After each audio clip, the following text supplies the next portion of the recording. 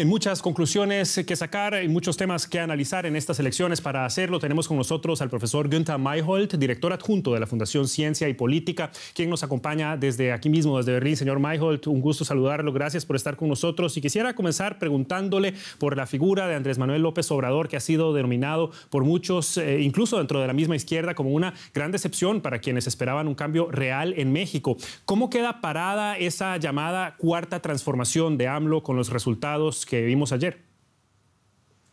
Pues es una clara indicación que este proyecto no va a crecer más, sino que ha encontrado sus límites, pero por otro lado no ha sido un descalabro para el proyecto de Manuel López Obrador, porque vemos a nivel de las gobernaturas un avance de su partido y un desarrollo más limitado a nivel del Congreso y especialmente en las votaciones en las alcaldías de la Ciudad de México.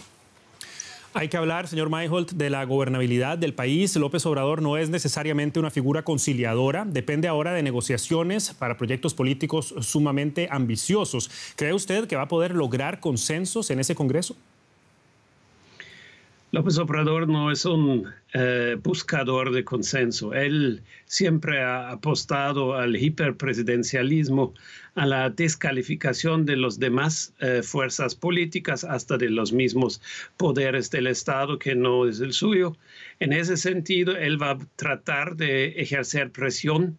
Él va a tratar de marginar a actores que no son parte de su movimiento, pero en la búsqueda del consenso a lo mejor lo pueden hacer otros de sus afiliados y de sus seguidores, pero él mismo no se va a prestar para esto. Hemos hablado hasta ahora de los políticos, pero hablemos también del pueblo. ¿Qué lectura hace usted de lo que expresaron los mexicanos con su voto? ¿Estamos viendo una resistencia de las estructuras tradicionales a pesar de gobiernos tan impopulares como el de Enrique Peña Nieto, que al final de cuentas mantienen el poder? No, sigue siendo presente que no hay ningún movimiento parecido a Morena.